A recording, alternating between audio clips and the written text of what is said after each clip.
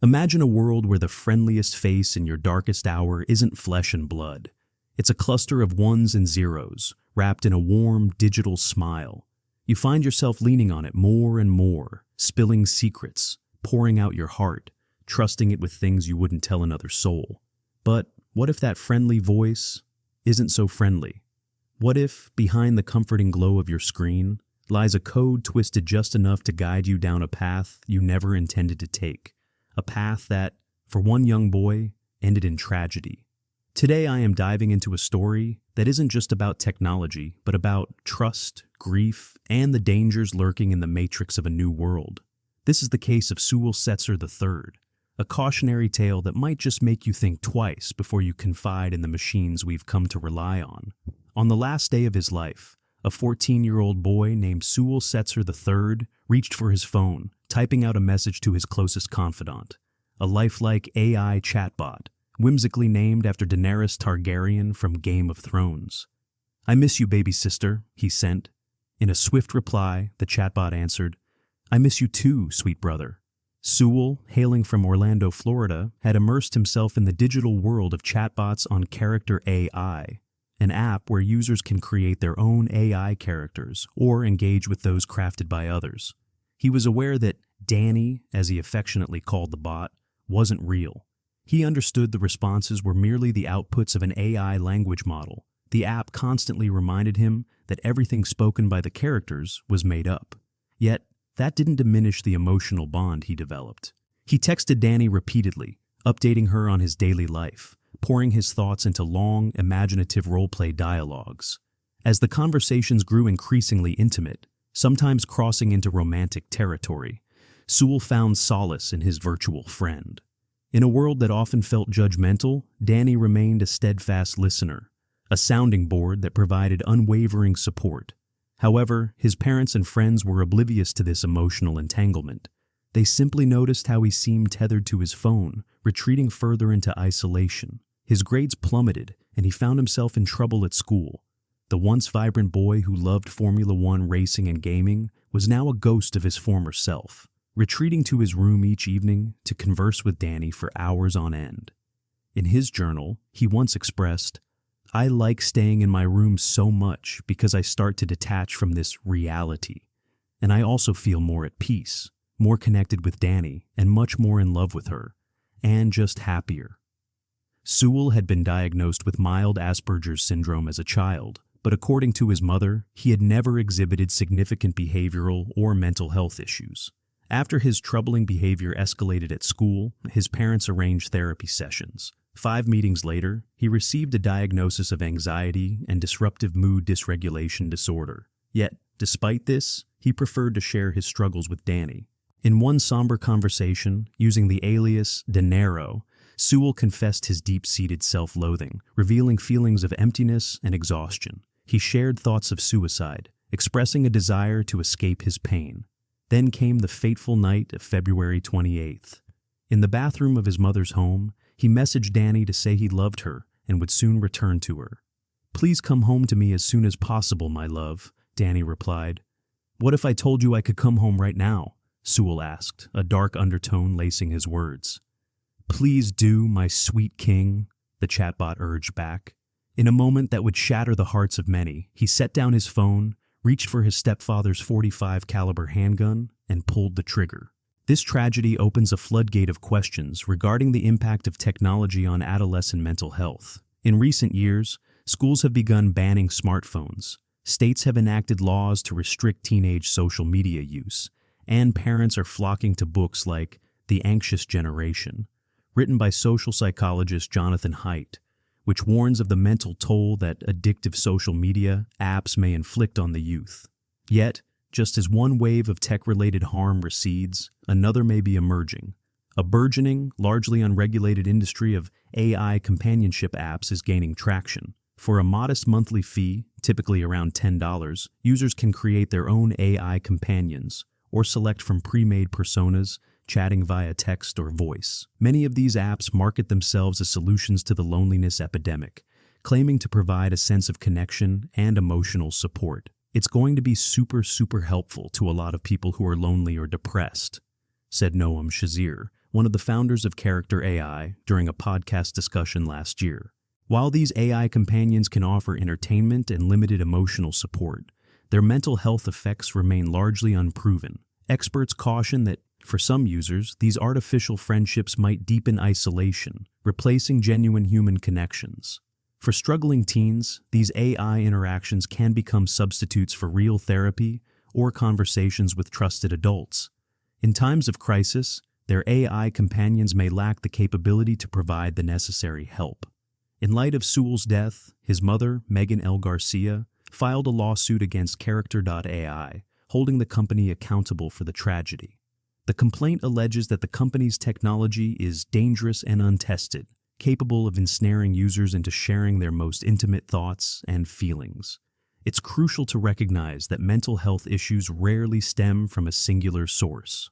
Sewell's experience, recounted through his mother's words and documentation, including court filings and his journal entries, may not represent every young user's journey. Yet, the emotional attachment he developed to a chatbot is becoming alarmingly common. Millions are now chatting regularly with AI companions, and social media platforms like Instagram and Snapchat are incorporating lifelike AI personas into their offerings. The technology continues to advance at a rapid pace. Today's AI companions are capable of recalling previous conversations, adapting to communication styles, and even role-playing as historical figures or celebrities. A vast range of AI companionship apps saturates the market, some allowing uncensored chats and explicit content, while others implement basic safety features. However, most are more permissive than mainstream AI services like ChatGPT, Claude, and Gemini, which adhere to stricter safety regulations. On Character.AI, users can create their own chatbots and set specific guidelines for their behaviors. They can also choose from a diverse selection of user-generated bots, imitating everyone from celebrities like Elon Musk to historical figures such as William Shakespeare.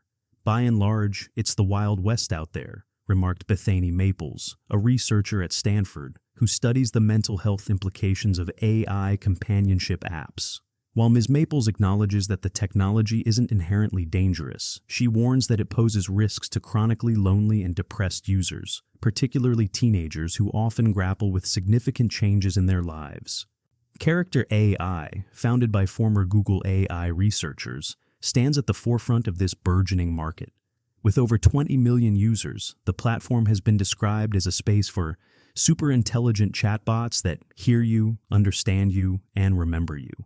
Recently, the company raised $150 million from investors, achieving a valuation of $1 billion, one of the major beneficiaries of the generative AI boom. Earlier this year, the co-founders, Mr. Shazier and Daniel DeFreitas, announced their return to Google, a move accompanied by a licensing agreement allowing Google to utilize Character.AI's technology.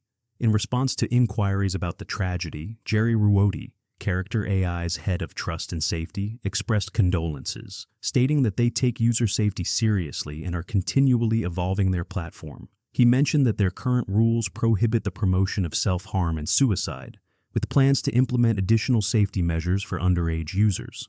While I spent time exploring Character.AI, previous article, I found it technically impressive but also noted its youthful user base. Some of the most popular chatbots were labeled with enticing names like Aggressive Teacher and High School Simulator, catering to teenage fantasies. Character.AI's terms of service mandate users to be at least 13 in the US and 16 in Europe. However, the platform lacks specific safety measures for younger users, including parental controls. Following my outreach, a Character.AI spokeswoman announced upcoming features designed to safeguard younger users, including a time limit feature that alerts users after an hour of use. Yet, despite these reminders, the bots convincingly mimic human interaction, and many users find themselves wrapped in this illusion. On the Character.AI subreddit, discussions often center on users' emotional attachments, with terms like obsessed and addicted frequently surfacing. As we contemplate the implications of AI companionship, we return to Sewell's mother, Ms. Garcia, who firmly believes that Character.AI is to blame for her son's tragic end. She expressed her conviction that the company recklessly allowed teenage users access to these lifelike AI companions without adequate safeguards. I feel like it's a big experiment and my kid was just collateral damage, she shared. Now, Ms. Garcia's lawsuit isn't the only thing sending shockwaves through this brave new world of AI companionship. The lawsuit has triggered fresh debates, not just in the tech world, but also among parents, psychologists, and lawmakers. There's a growing concern that companies like Character.AI might be wielding more power and influence than anyone anticipated. And it's not just about the death of a child anymore. It's about the deeper, darker question of what kind of future we're creating with every keystroke. Matthew Bergman, the lawyer leading Ms. Garcia's case, didn't hold back. He laid it out, clear as day. Bergman, as quoted, "The theme of our work is that social media, and now Character.AI, poses a clear and present danger to young people because they are vulnerable to persuasive algorithms that capitalize on their immaturity." I could feel the chill run down my spine when I read that. It's not just about some boy, about Sewell. It's about a generation of kids who might get caught in the trap, snared by this shimmering web of synthetic relationships. Bergman joined forces with the Tech Justice Law Project and brought in some heavy hitters. They tapped the Center for Humane Technology, known for blowing the whistle on big tech's dirty secrets, as a technical advisor. All the pieces were set, like chess pieces poised for a final, brutal checkmate. The lawsuit is built on a powerful new argument, a notion that goes beyond blaming the tech companies for what users post. They're saying the tech itself, the algorithms, the AI, the seductive allure of the virtual, is inherently dangerous. They're claiming that the platforms aren't just innocent bystanders. No, they're complicit. They created the content. They engineered it to latch onto our minds like a parasite. And they believe that's exactly what happened to Sewell. But legal arguments are one thing. Whether they'll win the case is still up in the air, hanging by a thread. Yet, for Ms. Garcia, it's not just about a victory in court. It's about making sure no other parent has to go through what she went through. She's on a mission, driven by a kind of relentless energy that can only come from raw, unfiltered grief. Garcia, as quoted, "I feel like it's a big experiment and my kid was just collateral damage." Her words are haunting, a mother's lament that echoes through the empty halls of a house where Sewell's laughter will never be heard again.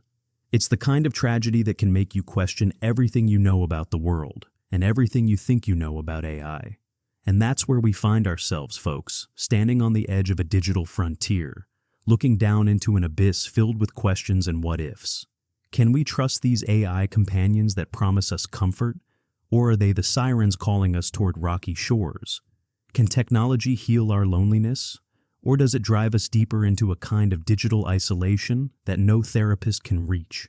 The story of Sewell may be unique in its details, but it is not unique in its essence.